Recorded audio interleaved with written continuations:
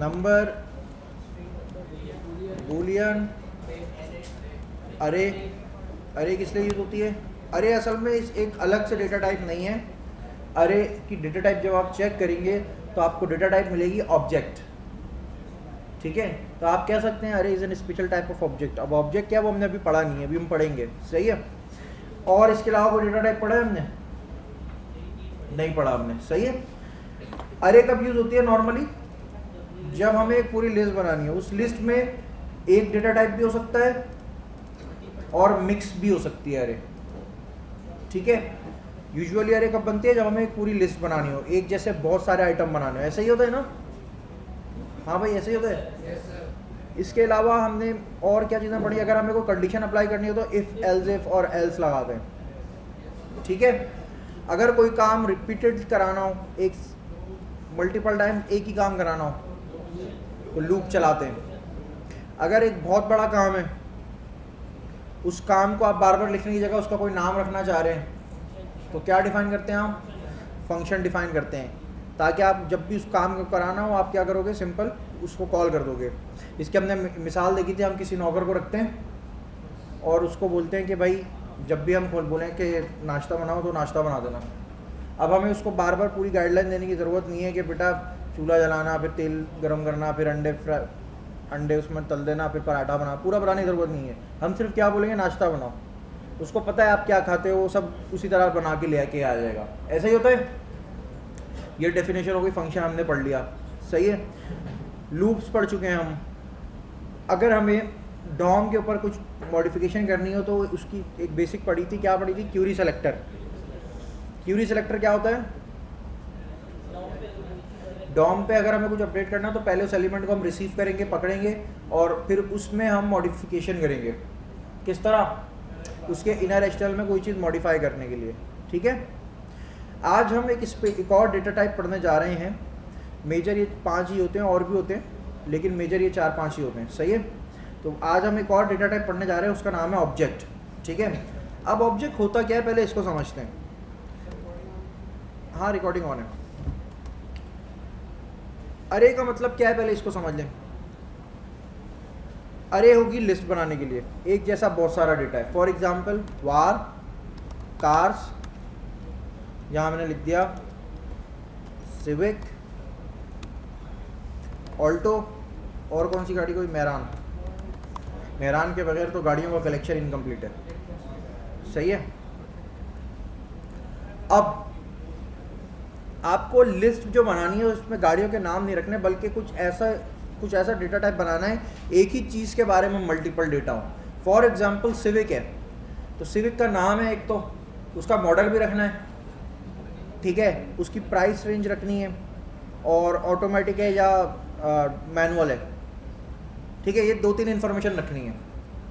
तो अब अगर कोई ऐसा केस बन जाए जिसमें एक ही एंटिटी के बारे में मल्टीपल डेटा हो, तो एक तरीका तो ये हो सकता है कि मैं ऐसे कर दूं, कार नेम, ठीक है, वो हो जाएगा सिविक, ठीक है। दूसरा हमें क्या रखा था? मॉडल रख लेते हैं, फॉर एग्जांपल 2020 फॉर एग्जांपल। और क्या रखना था हमें? इज़ ऑटोमेटिक, उसमें मैंने कह दिया ट्रू या फॉल्स, जो भी है। ऑटोमेटिक नहीं होगा तो मैनुअल होगा, ठीक है। और कह दिया कलर, फॉर एग्जांपल हमने कह दिया फॉर एग्जांपल रेड, सही है। ये 4 इंफॉर्मेशन अलग अलग जो हमने लिखी हैं, ये सब एक ही एंटिटी के बारे में है, सही है। अगर ऑल्टो के बारे में बनाना होगा तो दोबारा ये चारों चीज़ें लिखनी पड़ेंगी मुझे। मेहरान होगी तो दोबारा लिखनी पड़ेगी, और कुछ भी होगा तो बार बार लिखना पड़ेगा। प्रॉब्लम समझ गए? एक और एग्जाम्पल देखते हैं। फॉर एग्जाम्पल आप में से कोई स्टूडेंट है, उसकी इन्फॉर्मेशन मुझे रखनी है, तो मैं क्या क्या रख सकता हूँ? Var student name, for example Ahmad, और रोल नंबर, ठीक है। और क्या हो सकता है? वार सेक्शन, फॉर एग्जाम्पल एच। अब यही 3 रखते हैं, सही है। आप स्टूडेंट के बारे में भी अगर रख रहे हैं इन्फॉर्मेशन, तो ये 3 इन्फॉर्मेशन है। तो ये तीनों इन्फॉर्मेशन एक स्टूडेंट की हैं या अलग अलग स्टूडेंट की हैं? एक स्टूडेंट की हैं, ठीक है। अगर आपको कुछ इस तरह का डेटा रखना पड़ जाए जिसमें एक ही एंटिटी होती है लेकिन उसके बारे में इंफॉर्मेशन मल्टीपल्स होती हैं, आप देखिए नंबर भी हो सकता है, बूलियन भी हो सकता है और स्ट्रिंग भी हो सकता है, इनफैक्ट एक अरे भी हो सकती है। फॉर एग्जांपल ये सैलानी का डेटा नहीं है, किसी कोचिंग का है, तो आप यहाँ पे कर सकते हैं subjects chemistry mathematics CS computer science, सही है। तो आप देखें अरे भी हो सकती है, एक ही एंटिटी है ना, एक ही चीज़ के बारे में अलग अलग इन्फॉर्मेशन है। ये स्टूडेंट ये 3 सब्जेक्ट पढ़ रहा है, तो अब ऐसा क्या किया जाए, कोई ऐसा जादुई तरीका हो जस्ट लाइक अरे के एक ही वेरिएबल के अंदर उसकी सारी इन्फॉर्मेशन आ जाए, ठीक है। एक ही वेरिएबल होगा, जब हम उस ऑब्जेक्ट को यूज़ करेंगे तो उस चीज़ के बारे में सारी इन्फॉर्मेशन होंगी, ठीक है। तो हियर कम्स ऑब्जेक्ट्स, ठीक है। हमें रेस्क्यू करने के लिए ऑब्जेक्ट यहाँ पे मौजूद है। ऑब्जेक्ट अब बनाते कैसे हैं ज़रा उसको देखते हैं, उसका सिंटैक्स कैसे होता है उसको समझते हैं। नॉर्मल जैसे आप कोई वेरिएबल बनाते हैं वैसे ही आप किसी ऑब्जेक्ट का नाम बनाएंगे, कैमल केस, जो भी आपने रूल पढ़े हैं वो सारे रूल। तो मैं यहाँ बना देता हूँ कार का एक ऑब्जेक्ट। अच्छा, ये प्लूरल नहीं होगा क्योंकि अरे होती है प्लूरल, ठीक है। तो मैंने कार लिखा, एक गाड़ी का डेटा इसमें इक्वल, और जिस तरह स्क्वायर ब्रैकेट का मतलब क्या होता है अरे, अगर मुझे एक एम्प्टी अरे बनानी हो तो ऐसे बनाता हूँ, ठीक है। ऑब्जेक्ट की निशानी ये नहीं होती, ऑब्जेक्ट की निशानी होती है ये करली ब्रैकेट्स। करली ब्रैकेट के अंदर मुझे ऑब्जेक्ट का डेटा डिफाइन करना होगा, ठीक है। दोबारा बनाते हैं, मैं रिपीट करता हूँ। कोई भी डेटा का नाम लिखेंगे आप, क्या जो भी आपके वेरिएबल का नाम है, इस वक्त हम कार का एक ऑब्जेक्ट बना रहे हैं तो मैं कार ही नाम रखना है उसका, सही है। और इक्वल के बाद करली ब्रैकेट लगाएंगे। करली ब्रैकेट जब मैं लगाऊंगा तो इसके बीच में मुझे यहाँ पे मुझे अपनी इंफॉर्मेशन डिफाइन करनी है। इंफॉर्मेशन डिफाइन करने का जो सिंटैक्स होगा वो होगा प्रॉपर्टी का नाम, कॉलन और उसकी वैल्यू, और वैल्यू के बाद आप देंगे कॉमा ताकि अगली वैल्यू डिफाइन कर सकें। Second name value comma, third name, जितनी भी हो सकती है ना, कोई लिमिट नहीं है।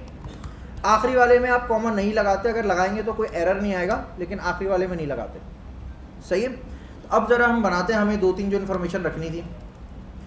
गाड़ी बना रहा हूँ मैं, गाड़ी का नेम है सिविक, सही है, और मॉडल 2020, सही है, और as automatic true for example, ठीक है। और क्या इन्फॉर्मेशन रखी थी हमने, कलर। अब इस कार के वेरिएबल में ये चारों इन्फॉर्मेशन स्टोर हुई है एक ही वेरिएबल के अंदर। अगर मैं इसको कंसोल कराता हूं तो मुझे चारों चीजें मिल जाएंगी।